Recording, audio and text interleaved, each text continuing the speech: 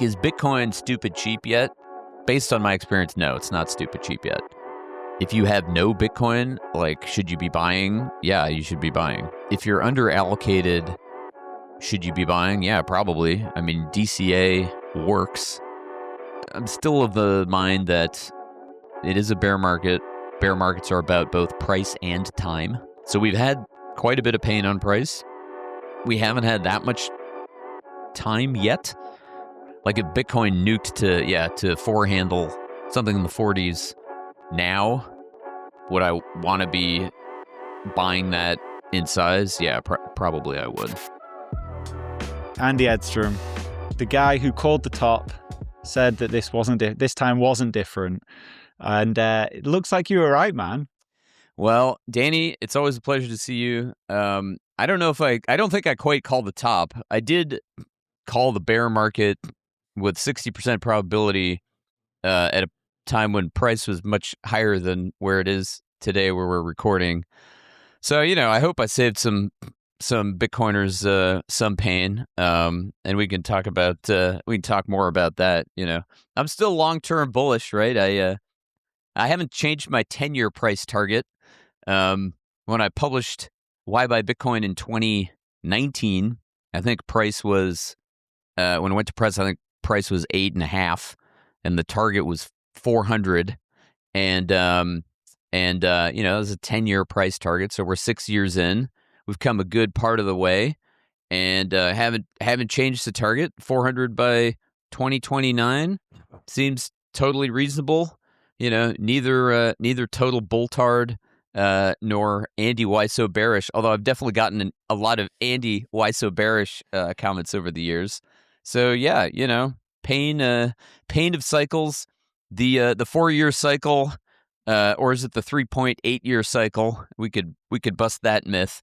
Remains intact, and there were many people in this space who spoke with great confidence and certainty that the 4-year cycle had ended, or better yet, there's some people who said it never existed. That I really won't understand.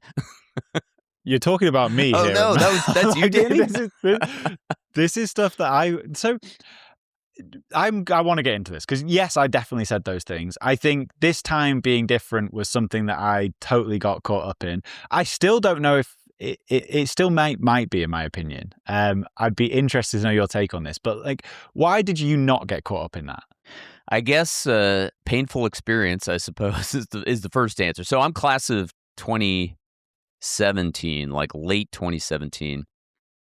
I bought my first coin the day after the Bcash hard fork. Okay, August 2nd, I think it was. And not because I was waiting That's a weird time to buy. Yeah, no, it was a great time to buy. And it's not because I was waiting for the hard forks, because there were some people out there who were like, "Oh no, the hard fork's coming. Is this gonna kill Bitcoin?" No, I had just discovered it, and I couldn't fund my Coinbase account fast enough, right? So I was desperately trying to buy. So did not get any free coins in that little event, unfortunately. But yeah, man. So I've lived through 2 painful bear markets, and there was a time when I was almost all in, right? Substantially all in. Definitely all in crypto, and then all in Bitcoin, because I sort of, figured out that crypto was not the thing and Bitcoin was the thing. And but I've also lived through 2 savage bear markets, and I'm only human, and I feel pain. I felt pain in those bear markets, and even though I've sold coins along the way, the pain of loss for me exceeded the opportunity cost of, not having ended up with more coins. I guess if I would have ended up with more coins, but yeah. So that's how it's gone for me. And I did, part of it was based on analysis. Well, okay, I'll go back to the why. So I'll try to keep this short because people know the story. Like, okay, why 4-year cycle? What was the premise originally? Well, the first time it hadn't happened yet, so people were like, "Oh, are the miners really going to do this? Are they really going to cut the supply to them, by half to themselves?" And they did it. Okay, so that uncertainty was removed, and perhaps that caused the rally after the first cycle. After the second cycle, obviously it was still a major supply shock, and there might have been some doubt I think, especially under or among those who were newer to Bitcoin at the time. This was still before my time, so I'm sort of speculating here. Okay, eventually you get a few cycles in and you say, okay, it should be irrelevant. But there's still the fact that if anyone's going to attack the network, the optimal time to do it, honestly, is right after a halving, because that's when the most mining equipment, the most ASICs are sort of marginally profitable.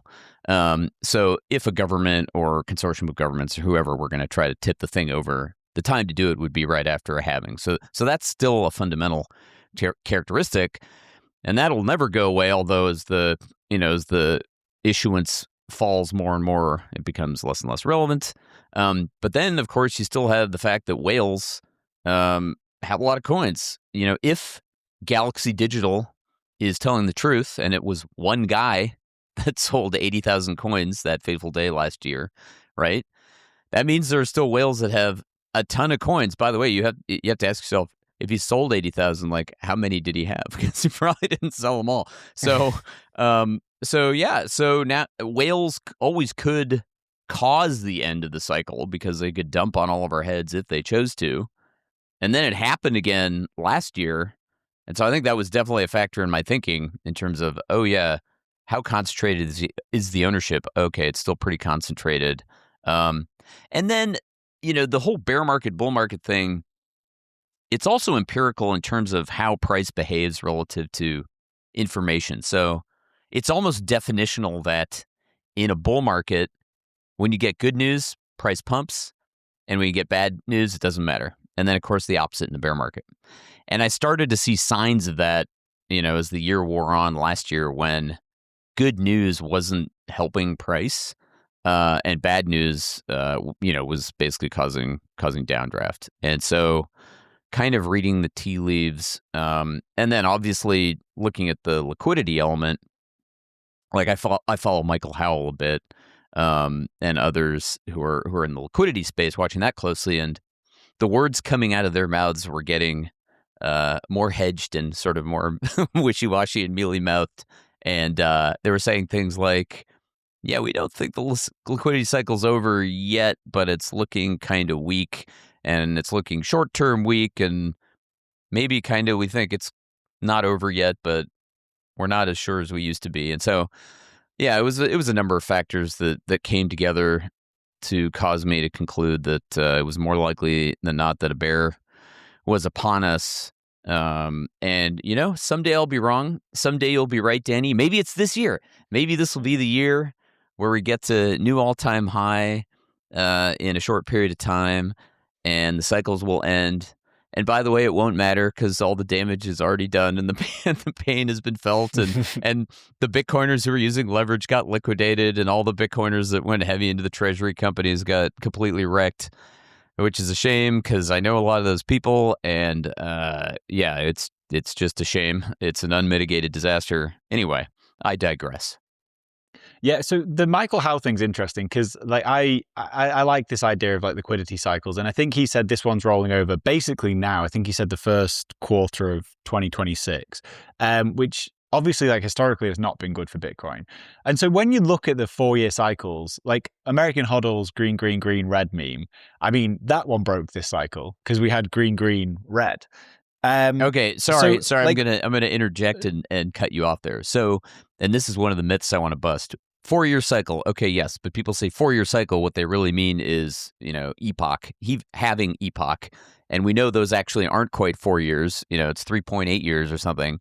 And if you look, this was another factor too. I didn't mention. I should have. I'm glad you brought it up because I didn't mention it. Was the literal top, right? Was the same number of days past the halving to the day in this cycle that it was in the prior cycle. So yes, I understand the calendar year thing, but if you're talking about like days past the halving, then the cycle's unbroken. But what do you think that is? Do you think that's it being a self-fulfilling prophecy, or something else? Because, excuse me, because the actual like supply issuance is becoming less and less relevant. Yeah, no argument there. I definitely think, yes, it's a partly self-fulfilling thing. When I say that the whales can dump on all our heads, they can, and they do. By the way, it might not be a terrible thing. in the long run. It depends on your view, right? Okay, if you want cheap corn, great. Number go down, fantastic. Bring it on. Take us lower. Show me 50K. Show me 40K. Show me lower numbers. So that's definitely one perspective.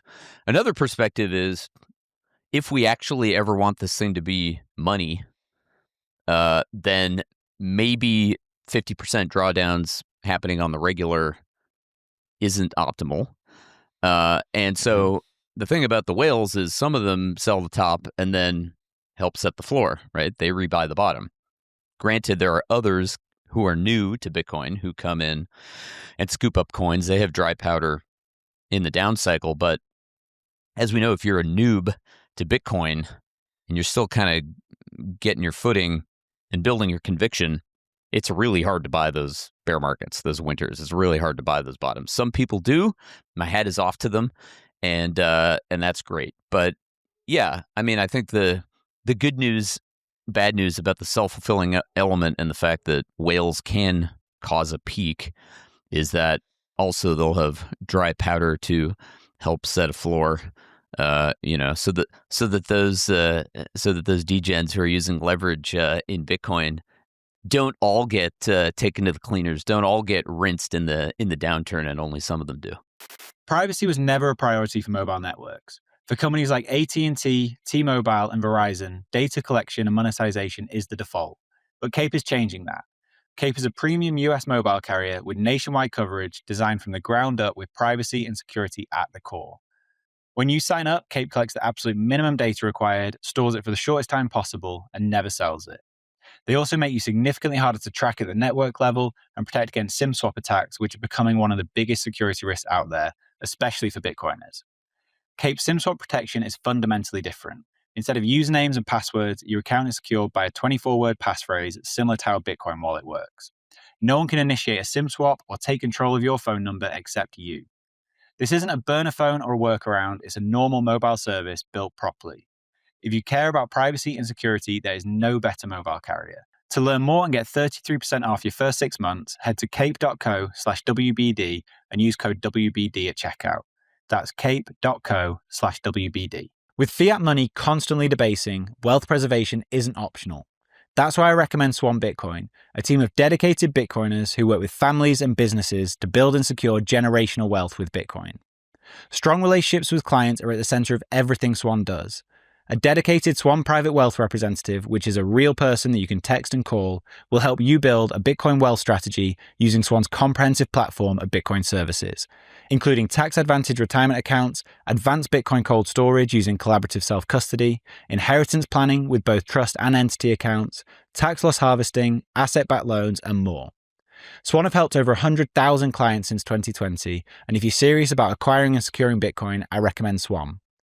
Meet the team at swan.com/WBD, which is swan.com/WBD. If you already self-custody your Bitcoin, you know the deal with hardware wallets. Complex setups, clumsy interfaces, and a seed phrase that can be lost, stolen, or forgotten. Well, Bitkey fixes that. Bitkey is a multi-sig hardware wallet built by the team behind Square and Cash App. It packs a cryptographic recovery system and built-in inheritance feature into an intuitive, easy-to-use wallet with no seed phrase to sweat over. It's simple, secure self-custody without the stress. And Time named Bitkey one of the best inventions of 2024. Get 20% off at bitkey.world when you use the code WBD.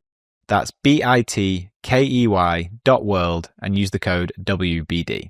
This episode is brought to you by AnchorWatch. The thing that keeps me up at night is the idea of a critical error with my Bitcoin cold storage. And this is where AnchorWatch comes in. With AnchorWatch, your Bitcoin is insured with your own A+ rated Lloyd's of London insurance policy, and all Bitcoin is held in their time-locked multi-sig vaults. So you have the peace of mind knowing your Bitcoin is insured while not giving up custody. So whether you're worried about inheritance planning, rent attacks, natural disasters, or just your own silly mistakes, you're protected by AnchorWatch. Rates for fully insured custody start as low as 0.55% and are available for individual and commercial customers located in the US. Speak to AnchorWatch for a quote and for more details about your security options and coverage. Visit anchorwatch.com today. That is anchorwatch.com. So do you not think then that things like the ETF, obviously Michael Saylor buying as much Bitcoin as ever, Do you not think that's changing the dynamic of how the market works? Like Saylor buys all the time, so 4-year cycle is kind of irrelevant to him. ETFs seemingly will be the same. Like they've actually been really good in this bear market so far, at least I believe. Like the outflows haven't really been that high. I think they've been better holders than just Bitcoin holders. So do you think that will change the market dynamic going forward at some point? Yeah, but also you said it. Saylor buys, at any price. Wouldn't it be nice if he just bought at low prices? I mean, that might help the cycle. I guess what you're saying is, he's a buyer at any price. So that also says he's irrelevant to the cycle, right? He's buying the bottom. He's buying the top. I think actually he buys tops. I think empirically he buys tops more than he buys bottoms. I'm sure someone smarter than me has studied the details on that. But that makes sense because that's when money's more readily available for him, right? It's when his stock's likely trading at higher MNAV. Like he can dilute shareholders, he can hit the ATM, he can go and raise money in other ways. Like so, he'll always be a buyer at the top. But that is on its own will surely change the market dynamic a little bit. Meaning that like if it's not running out, if buyers aren't getting exhausted at the top because Saylor's just continuing to buy, will that not change how these sort of 4-year cycles work? Yeah, I wonder. I mean, I'm thinking through it as you're saying it. I think what I'm thinking is the opposite, which is if he's a net buyer on average at the top, then he is incremental demand that's pro-cyclical as opposed to anti-cyclical. So that implies he's pushing peak higher at the margin, but he's not there, as a buyer of last resort in the downturn. So then you might say, okay, yeah, but at some point, Andy, won't it be different? Like, won't there just be sort of adoption, upcycle, omega candles, governments buying, federal government buying, central banks, Bitcoin becoming money, the Bitcoin rapture, hyper Bitcoinization. Did I miss any of our favorite terms in there? Will it happen someday? Yeah, it might. It might. And I look forward to being there when it is, or when it is happening. By the way, I kind of hope it doesn't actually happen all that soon because I'm not sure that the world is ready for it. I'm not sure most Bitcoiners are ready for it. But yes, I am still struggling to see whether the new players in the market are net counter-cyclical as opposed to just pro-cyclical. Now, the ETFs so far seem to be holding in there, right? It seems like people are not panic selling the ETFs. And part of that is probably wealth managers like me, right? Who, although I trimmed exposure for my clients when I saw what I thought was kind of the writing on the wall of this cycle, we still have a position. Because it's like any other investment. Okay, here's some more heresy. Bitcoin is a lot of things. Obviously, it's uncensorable money that you can carry across a border when you need to. Okay, that's unique, and that's an amazing characteristic of Bitcoin. But it's also a financial asset. And when I say it's a financial asset, really I mean it's an investment, which for me is not the same as savings. We can get to that sacred cow in a second. I'll say it first. Bitcoin is not savings. Bitcoin is an investment. And if Bitcoin is an investment, it's a really attractive investment in my estimation. If my price target remains unchanged at 400K for 2029, that's, I don't know, more than a 5x in 3 years. Do I want to hold an investment that my price target is 5x in 3 years? Yeah, you betcha.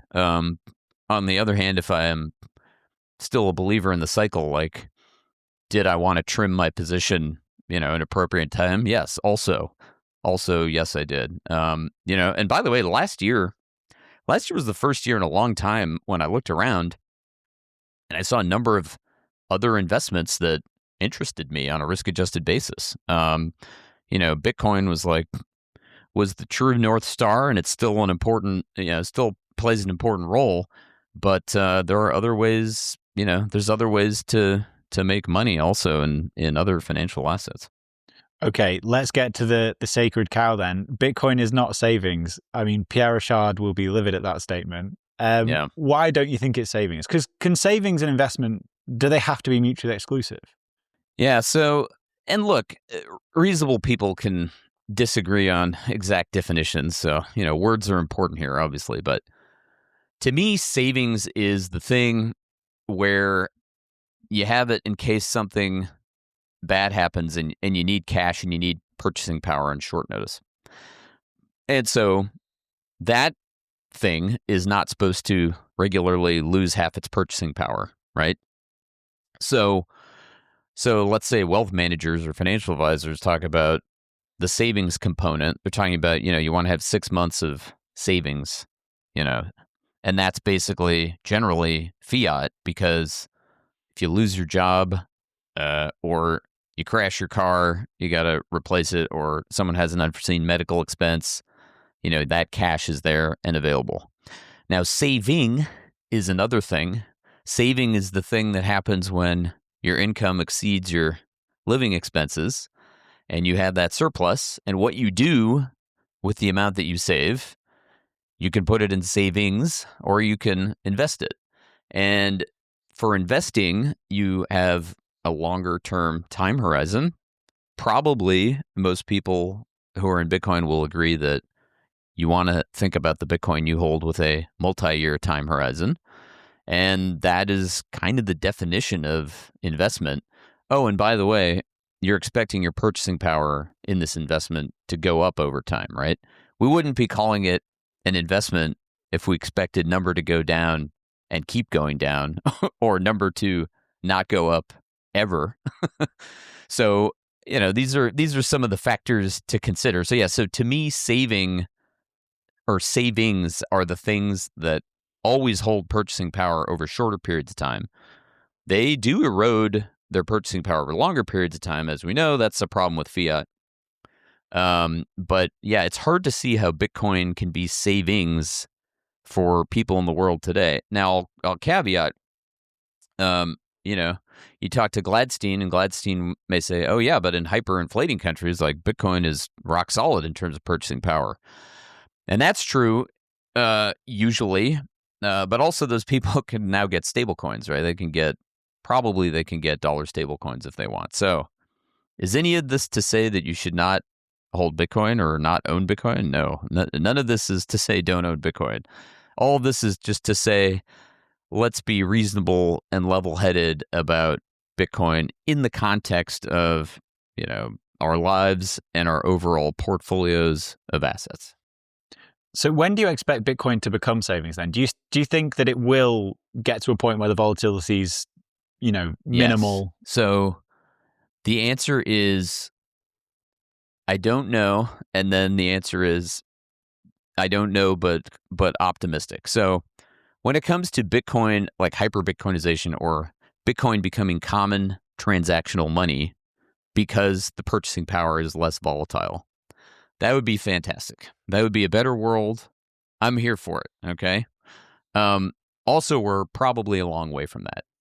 So when I think about, will Bitcoin reach its potential, its ultimate potential? Yeah, I think it has a good shot at it. I don't know what probability I put on that, but that would be fantastic if and when it happens someday. And then with respect to displacing gold or taking significant market share from gold, yeah, now there my confidence level is much higher. I mean, the key pillar of the thesis I put forth in 2019 in the book was around taking market share from gold. I had already in that analysis scored Bitcoin versus gold and Bitcoin versus the dollar.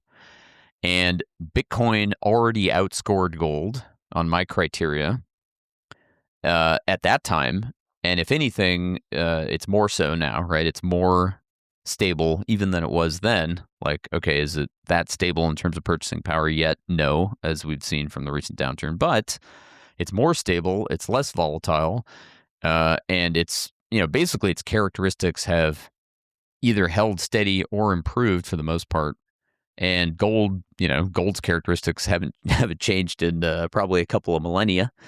Although there are new, liquid paper forms of gold, I guess, like tether gold, that can be transacted. I don't know if you want to get into that, but Yeah. So look, taking market share from gold, much higher probability. In fact, at the margin, I'll say that's 100% probability right now. I'm quite certain that in my clients' portfolios, because I'm the one buying the assets for them, okay, Bitcoin has taken market share from gold. My clients own Bitcoin, my clients own gold, they own monetary metals.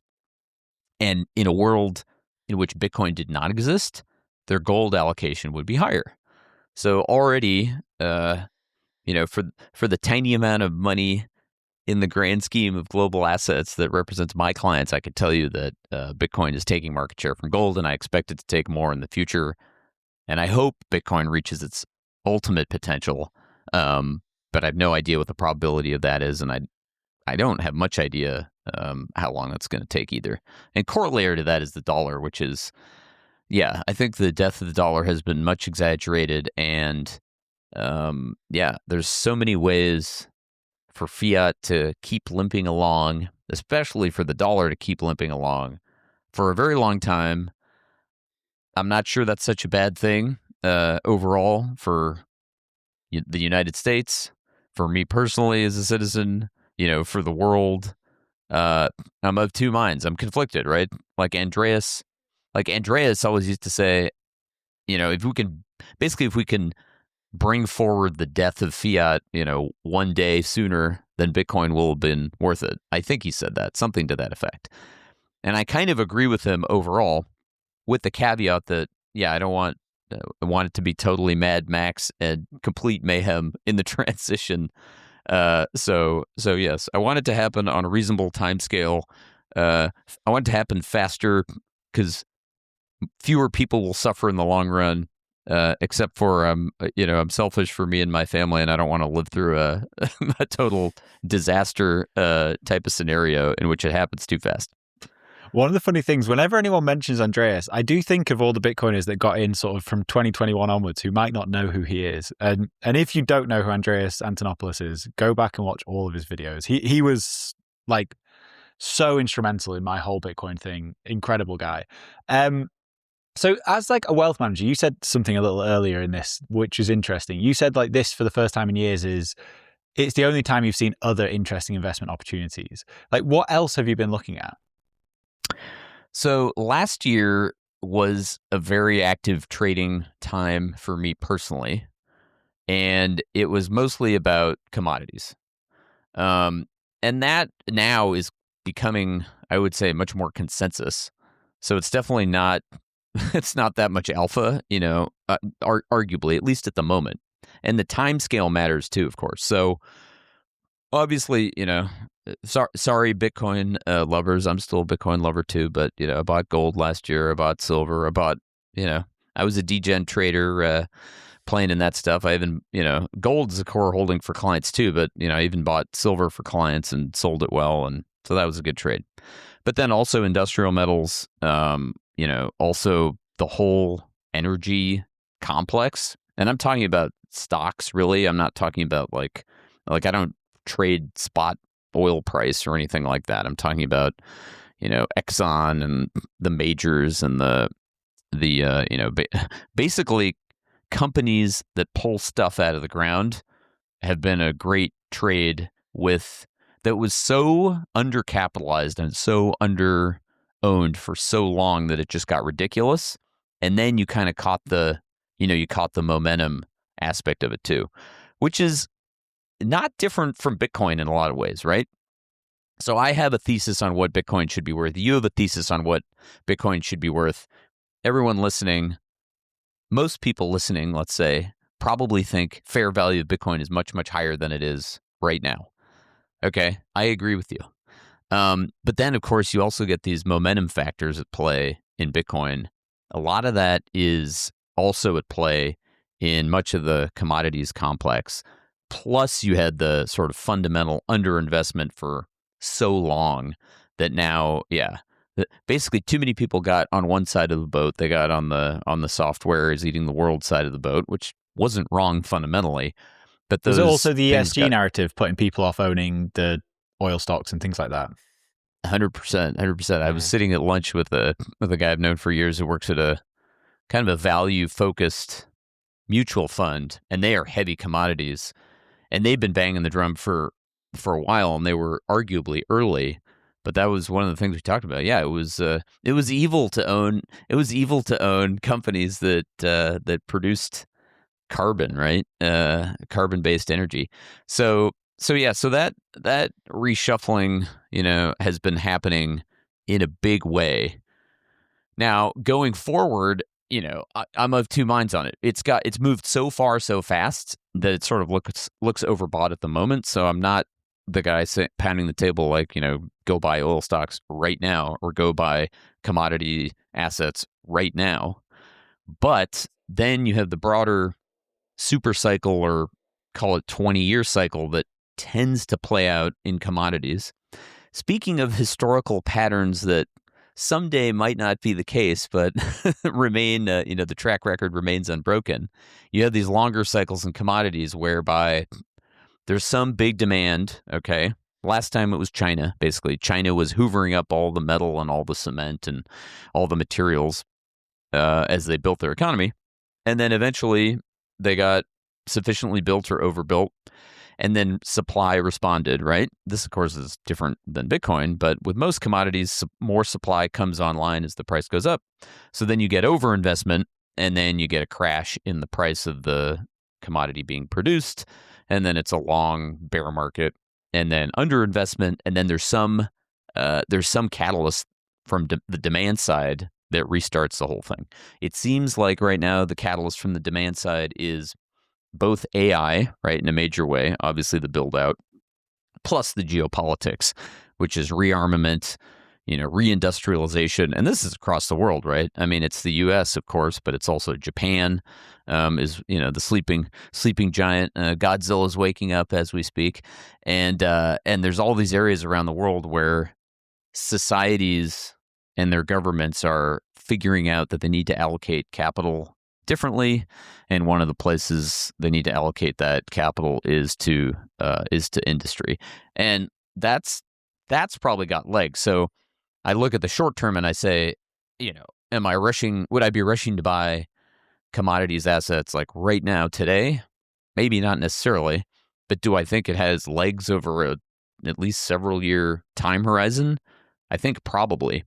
And then, Danny, there's another factor here, which is scenario analysis. So, okay, sorry, I own more than one asset. I don't just own Bitcoin, right? I have a portfolio. Why do I have a portfolio? Well, one of the reasons I have a portfolio is because I want to own stuff that does well in certain scenarios that might not be high probability, but those scenarios are scenarios in which other assets I might own get whacked. So I think about war, basically. And obviously, we've already got the Ukraine situation. We've already got stuff going on in the Middle East. But I'm talking about a major escalation, or, a standoff in Taiwan, or actual hot war between the US and China, something along those lines. And in that scenario, many assets get taken to the cleaners. But you better believe that oil and gas and other commodities are going to be in demand.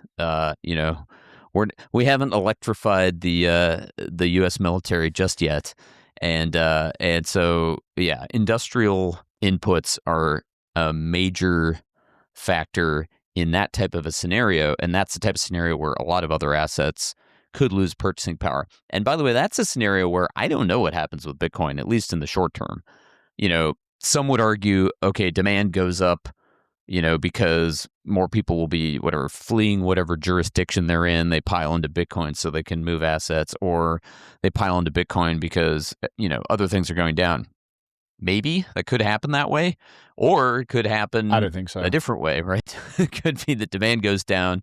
It could be that for reasons of national security, the buy button on Coinbase has been disabled temporarily, things of that nature. I mean, we know that the knee-jerk quick reaction will be Bitcoin crashes. It happens every time as a major geopolitical event. Like when the US bombed Iran, Bitcoin price crashed. The same thing would happen, I'm sure. I mean, longer term, if it was something that played out over weeks and months, I don't know. But I know on the announcement, Bitcoin will be crashing.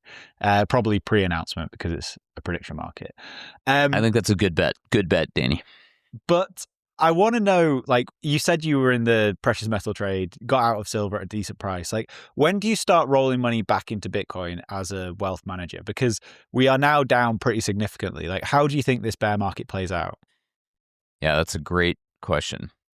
And I struggle with it daily, okay? So, yes, Bitcoin is, for me and for clients, one of those assets that's a strategic core holding, okay? Gold is too, by the way. In other words, the world would have to change a lot fundamentally for me to not want to hold Bitcoin, to not want to hold gold. And then most other major asset classes are also fundamental core holdings in some amount. Talking about U.S. stocks as an example. Like, am I ever going to own 0 U.S. stocks? Probably not. I'll probably get more selective about which ones I own, and I'm probably less likely to go market cap weighted because although that's worked really well for more than a decade, we might be in the later innings. We might have already passed the peak on that situation.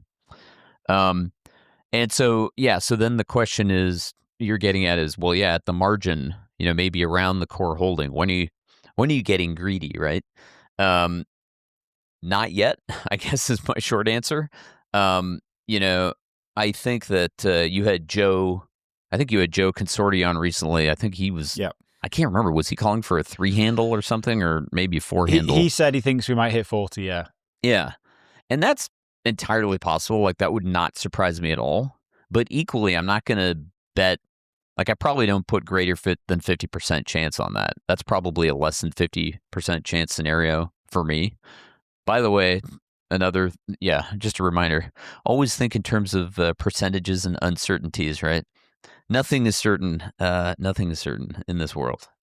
Not even death anymore, I reckon, but we'll see how that goes. Taxes, possibly. So like, is Bitcoin stupid cheap yet? In my experience, based on my experience, no, it's not stupid cheap yet. If you have no Bitcoin, like, should you be buying? Yeah, you should be buying. If you're under allocated, should you be buying? Yeah, probably. I mean, DCA works as a general principle by definition because you buy more coins when price is down and you buy fewer coins when price is up. I'm talking about DCA in dollar terms and fiat terms. And so, that's kind of always a good idea. But yeah, I'm still of the mind that it is a bear market, most likely. Feels that way. I'm still of the mind that bear markets are about both price and time. Mm-hmm. So we've had quite a bit of pain on price. We haven't had that much time yet. And we haven't really had ultimate pain on price either. I sort of think you have to believe that this time is different, which it might be, to think that the bottom, or to have confidence around the bottom being in. So my guess is no, probably the bottom is not yet in, but I don't have confidence in that. And, like, if Bitcoin nuked to 4 handle, something in the 40s now, would I want to be buying that in size? Yeah, probably I would. What if you could lower your tax bill and stack Bitcoin at the same time? Well, by mining Bitcoin with Blockware, you can.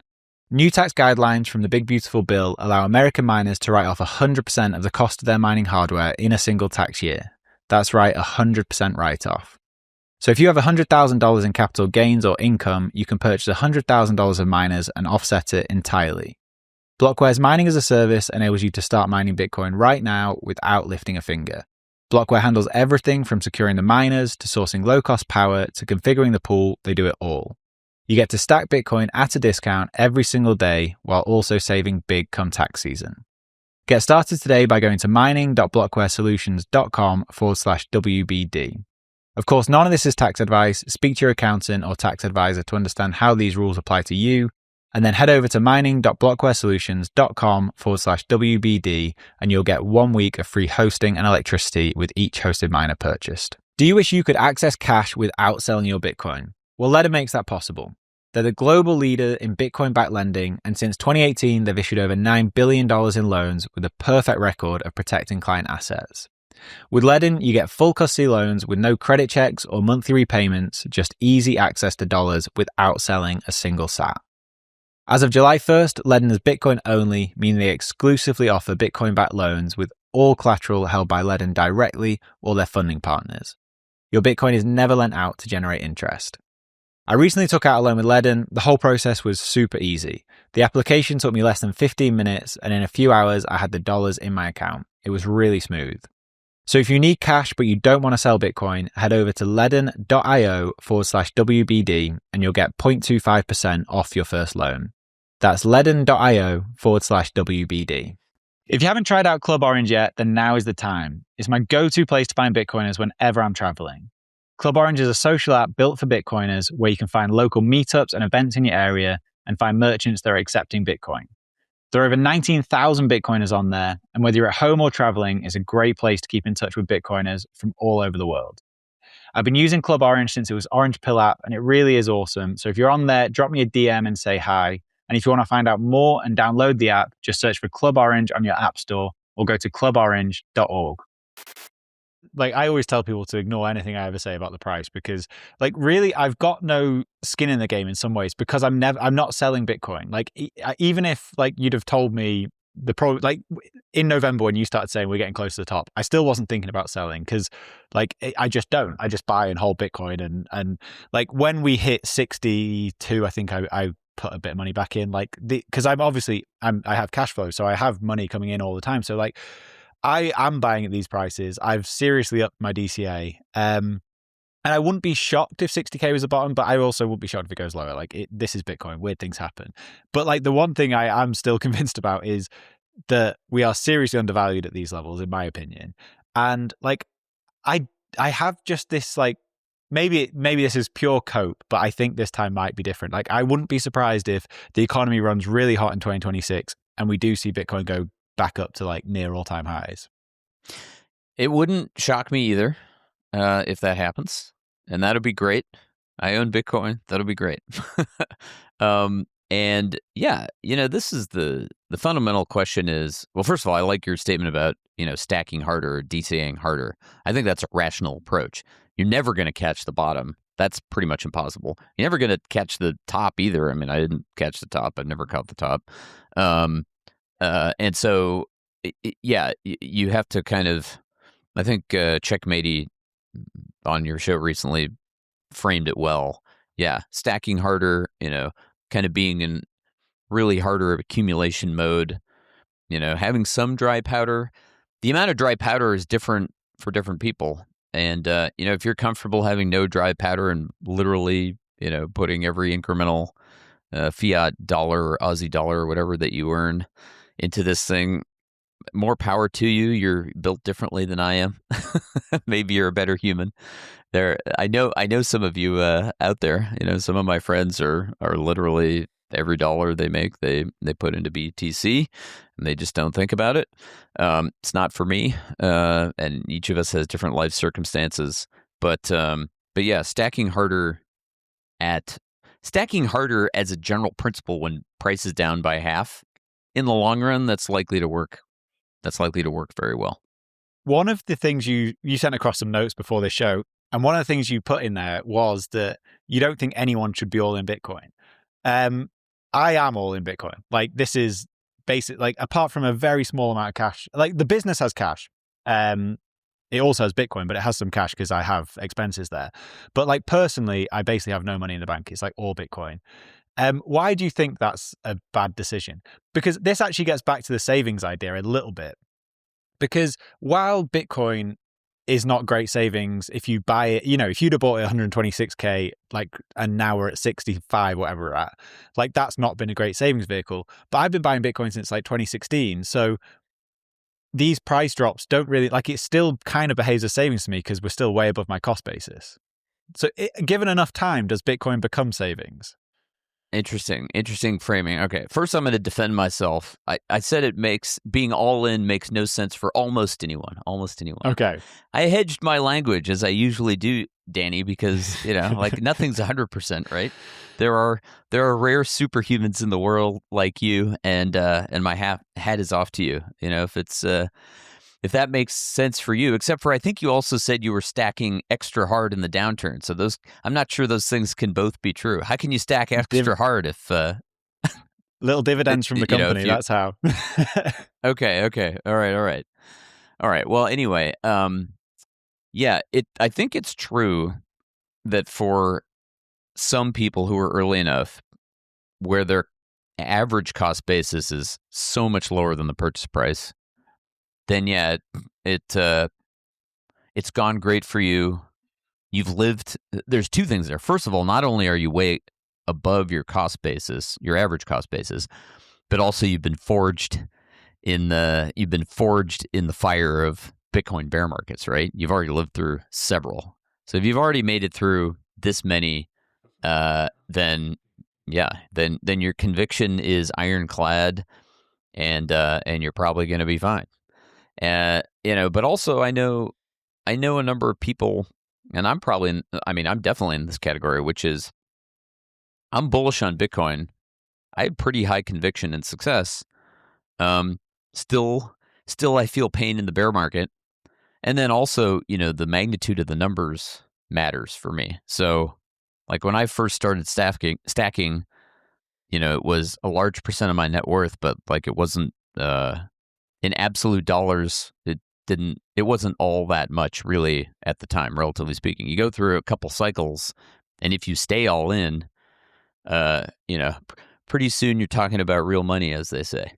And so then the swings in purchasing power can be big. Then the up down is like, oh, plus or minus a really nice house, or whatever else.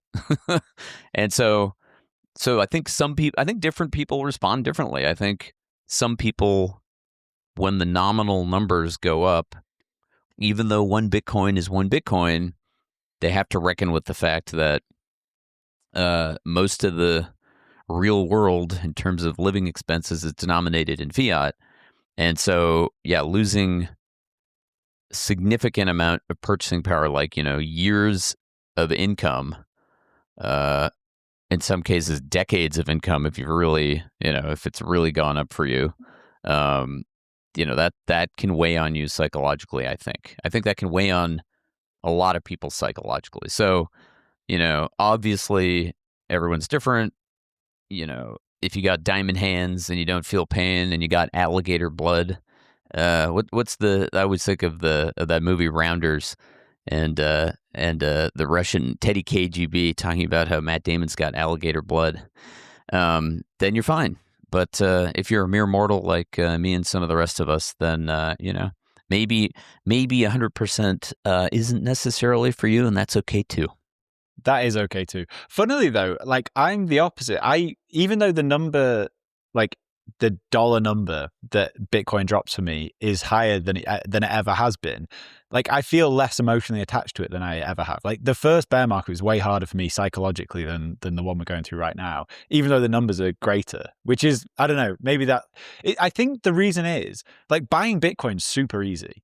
Selling Bitcoin's really hard. Like because I have like so much conviction about what Bitcoin will be in the future, parting with Bitcoin becomes a very hard thing. Like I just don't do it. And like the question is always like, what are you selling it for? Like, am I going to sell Bitcoin for more dollars? Like, I don't care. Like, I'm okay holding this for longer. Like, I have conviction that Bitcoin price will be higher in the future. So like, I don't need dollars in my bank account right now. The like equation changes because like, at some point we're going to buy a nice house and that kind of thing. And that at that point I will sell Bitcoin. But right now, like sell it for what is always my question. Yep. And that's where I say, yeah, sorry, Bitcoiners. Last year I sold some coins and I bought a house. Well, see, that's awesome. Like the thing, like time is more scarce than Bitcoin, right? You need to enjoy your life as well. 100%. But I do find pressing the sell button impossible. Yeah, and there's different. It all depends on, what your asset layout is too. I mean, so speaking for myself, like, taxable coins are hard to sell, but I did sell some and, took the pain. And I'm a California taxpayer, so let me tell you, it is a lot of pain. And then I have retirement assets, and those, there's no cost to trade. And so I don't know, not like a lemming. I'm searching for the metaphor, but I look around and I see the world of potential things that I could trade, and I don't have to hold them for a long time. I can hold them for a week or a month or a year, or I can hold them for one day. And so, when I have a sense, and by the way, this is not the way to operate for 99.9% of people. I've been trading markets for 25 years. So I really don't want to advocate this for people. But yes, when Bitcoin is in a bull market, nothing keeps up with it. It's severely undervalued. As a long-term investment, I think it makes sense to have a sizable allocation for most people. And then, as far as the asymmetry and the variant perception, I think you have to ask yourself. So, like, for example, when I, put out my thesis in 2019, my sense was there was a major variant perception. What does that mean? It means that the average person with money, or the average investor or speculator in the world, didn't think too much of Bitcoin. And I thought a lot about Bitcoin, and my probability of success multiplied by the potential valuation was very different from the markets. Today, how variant is the perception? Well, it's definitely very variant for some Bitcoiners who think that, I guess, that Bitcoin's, going to 1 million next year. That's an exaggeration, but, you get the idea. I think the variance, let's put it this way. A lot more people in the world have done their homework on what Bitcoin's potential value is. So it's probably not a secret, or not as much of a secret anymore. Obviously, we know there's all the naysayers. There's Professor Fax Machine, Paul Krugman, and, God knows how many who say it's either worthless or going to zero or never going to reach its potential, blah, blah, blah. And so, so I guess what I'm saying is, I feel like for the first time in a long time, I have a variant perception on more than one asset in a sizable way. And so for me, it makes sense to hold other things. But look, for many people, it probably doesn't make sense. And also for many people, they claim they're all in, but also they own a house. Really they have other assets that they, I guess, don't think of as investment assets. I do think of the housing stuff as investment assets because, unfortunately, housing has been monetized. And so, there's so much capital there that you kind of have to think about it as an investment, even though you live in the thing and you consume it. So, yeah, I don't know. I digress. I forgot your original question or comment, but those are a few thoughts. Yeah, it's interesting. Like, one of the other things you put in your notes was around the Treasury companies. How much of... Actually, I guess there's two questions here. One is, do you think they impacted the bull market in a negative way this time? And how many of them do you think you can survive this bear market? So, yes, I think they impacted the market in a negative way, because if the marginal purchasing power coming into Bitcoin is fiat denominated, right? Let's say it's dollars. And the question is the dollar flowing into Bitcoin, or is it flowing into an entity trading at a premium to Bitcoin, right? Then the entity is absorbing more fiat capital per dollar of Bitcoin purchased than it otherwise would. So yes, like so throwing a punch in. Just to left curve that, it's like if something's trading at 2x MNAV, then you're getting actually half the Bitcoin demand. Yeah, right, exactly.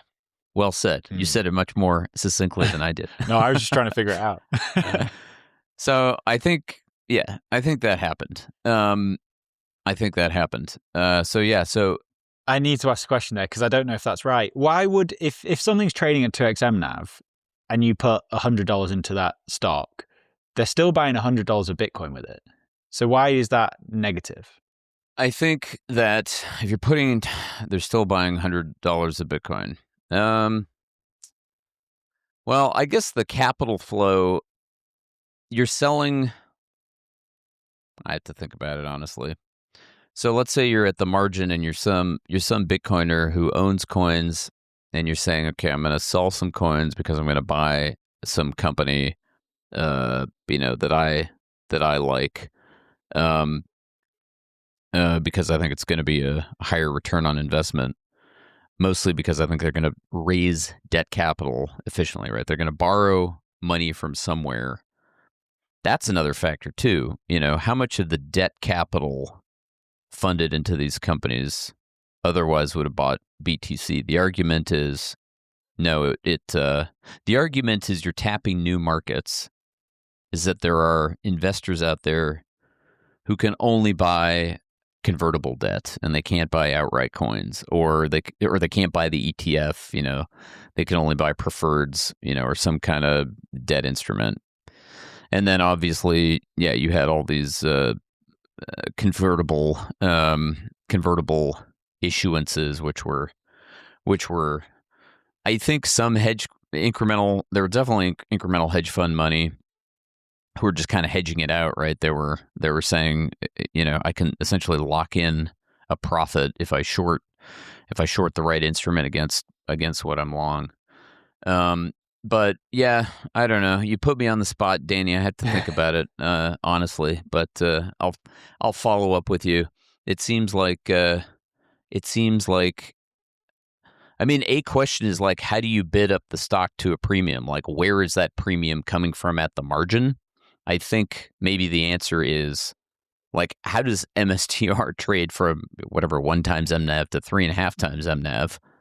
I think it's because there's marginal buyers, there's marginal capital just buying the stock and bidding it up.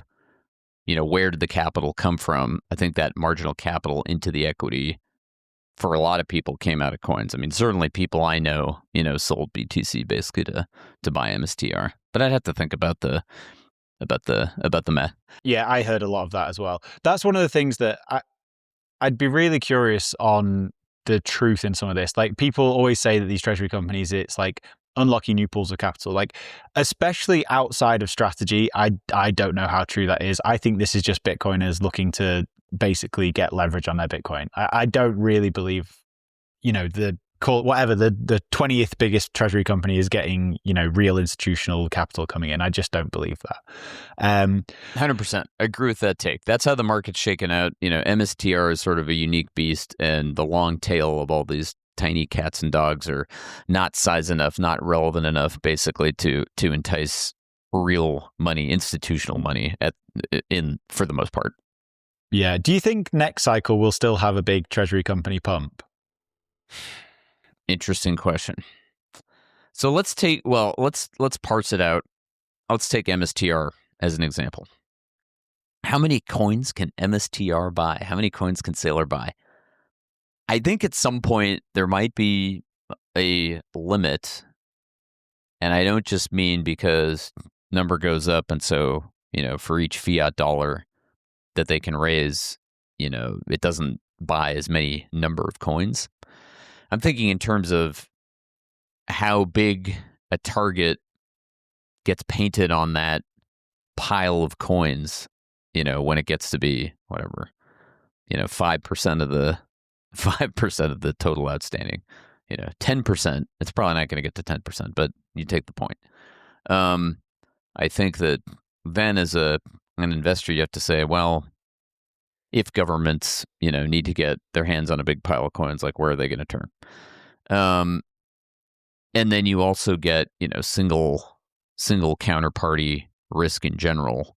As an investor, you say, okay, if there's a dominant player in an industry, do I want to own that because dominance is sort of a reflection of a durable monopoly position or ability to over-earn? This was part of the, the debate, I don't know, a year and change ago. I remember having a debate. I can't remember who it was, which pod it was, and there was a lot of noise about, well, imagine the things you could do, the miraculous, wonderful things with the world's biggest pile of Bitcoin. And my response was, yes, I have. Imagine. How about just tell me? Like, give me an example. There was no concrete.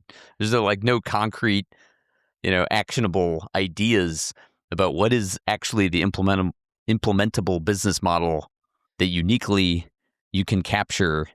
Because you have more than 500,000 coins or 1 million coins or whatever. Yeah. Are there economies to scale there? It's not obvious to me at all that there are economies to scale. I use the model. I think I talked about this on the bear market episode I did with Preston, which was most of these things are kind of like closed-end funds. Sometimes they trade at a premium to book value, but oftentimes they trade at a discount. If they're excellent capital allocators, then maybe they trade at some modest premium to book, like Berkshire or Markel Corp or any of these conglomerates. And then if you look at the bank model, really well-managed banks, like exceptionally well-managed banks, sometimes trade at 2 times book, which is like 2 times MNAV. And if they trade higher than that, that's a sell. So will a premium come back into the market? Maybe that's a better question.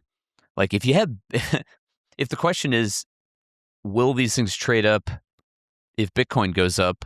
Well, if they still own Bitcoin, then yeah, hopefully they trade up. If they don't, then we got a real problem. I think the better question is, do they trade to, does the discount go away, or does the discount contract a lot, or even does it flip to a premium? I will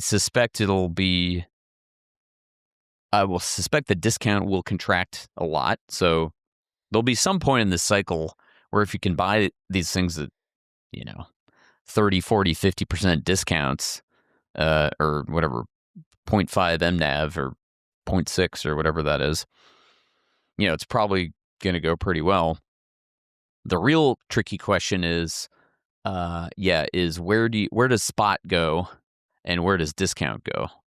Like that's another example. Like if I saw names that were trading at, less than 50% or greater than 50% discounts or less than 0.5 MNAV, then even if I'm bearish on Bitcoin spot for a while, or I don't have confidence, that could still go pretty well. Like as long as the thing doesn't unwind, as long as it's not a fraud, then actually you could make a nice trade there.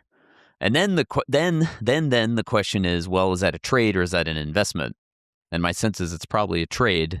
It's like, do you want to be a long-term hodler of XYZ Treasury company?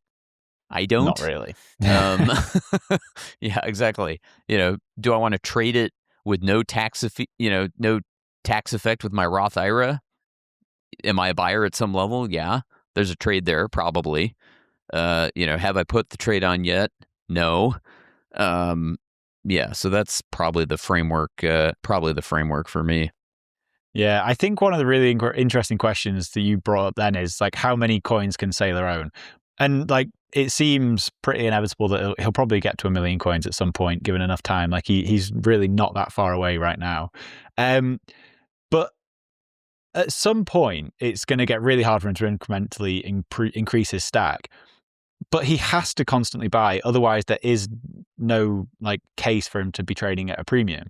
And so what is the end game here? Like it can't, like being an ETF's not interesting. Like he has to continually try and acquire coins, and like how many coins is too much? Like I don't know. These are just all the questions I have in my head. I don't know the answer to these questions, Danny. I think that what's really interesting about him and their situation, but also of let's call them lesser Bitcoin treasury companies, is that, the valuation models and the frameworks really depend a lot on the assumptions, rate of accumulation, price of the underlying, how much and how fast can they raise debt capital or quasi debt capital, whether it's preferreds or anything else. And the confidence intervals or the bands, around these potential outcomes for these variables are huge. Like there was a lot of discussion, I think, about around, I can't remember the term, but basically the rate of accumulation. I guess it's BTC yield. Is it BTC yield? Mm-hmm. And the question is, yeah, you can you can look historically and see the BTC yield, like that's a historical fact. What's it going to be in the future? I have no idea. What's how much variance is there around the base case? Huge variance. Yeah, I really don't know. When you're trying to value a stock in general and you're thinking about earnings or cash flow, you're saying, I can see what the earnings and the cash flow were, or I have some model of how they'll evolve over time. And obviously, nobody knows the future. So, you have scenario analysis. You have your downside, you have your upside case. But it seems to me that the width of that window is quite high. It's a very wide window, and so I think it's really hard to value these things or make projections about how it turns out. I don't know the answer. Yeah. I wish I knew the answer, Danny. It's going to be interesting. Like I don't love the idea of a single entity owning 5% of the supply. Certainly not 10%. But no, there's nothing we can do to stop this. Yeah, and I wonder from a valuation perspective. The funny thing is, we know about MSTR is, you got your hardcore Bitcoiners who just want leverage. Mm-hmm. So they're greedy. Let's call it what it is. Greedy Bitcoiners. Bitcoiners who are bullish on Bitcoin, but they say, but I can make even more holding this thing with leverage. And then there's some institutions there, obviously. And then now, there's some indexation inclusion, right? Some robots are buying this thing mindlessly. And each of those pools of capital is kind of different. I do wonder what a clear-eyed, sort of not bull-tarred Bitcoiner analyst says about how big that stack can be. I don't want to say allowed to get, but I kind of mean allowed to get, right? It's like, at what point do the powers that be start to worry about that, or at what point do rational investors just say, yeah, that's too big a honeypot? Now you could say, oh, well, Coinbase has already had, I forget the number now, but they have more than 10% of the coins physically. Maybe I'm trying to remember. It's like between 10 and 20, we think. There's a difference between just custodying coins on behalf of someone else, though, and being the owner of those coins. And I guess you could maybe argue that you're still custodying them on behalf of the shareholder, but it's different. Yeah. And then you get obviously you got the key man risk. I want Michael Saylor to live long and prosper. But, to the extent that he has control, a rational investor has to ask, okay, well, if there's, I don't know, change in leadership or an ownership for whatever reason, does the board keep sticking with the strategy? Under what circumstances would the board capitulate if he's gone? I don't know. So many questions, man. This is what makes it fun, though, Danny, which is gets back to one of the themes that we were talking about earlier, which is anyone that says anything with certainty about anything, Bitcoin or otherwise, run in the opposite direction. Totally. Ask questions, have some doubt about things, and assume that the range of possibilities around your base case is wide, basically. That's my approach to life. Maybe I'll end up poorer. Maybe I'll end up with fewer coins. Maybe the the all-in Bitcoiners, lifers who never sell coins will be laughing all the way to the digital bank of the future. And I'll be stuck in my I don't know. I'll be stuck eating the bugs because there's been so much inflation that all my other assets lose all their purchasing power. And even then, I have a suspicion that if Bitcoin gets anywhere close to reaching its potential, hopefully, fingers crossed, I and my family will have enough coins. But who knows what the future holds? I'm sure you will, man. This has been awesome, Andy. We'll have to do it again when you think the bear market's over and we're back in a bull market. Let's do another show. Where do you want to send anyone who wants to find out more about you?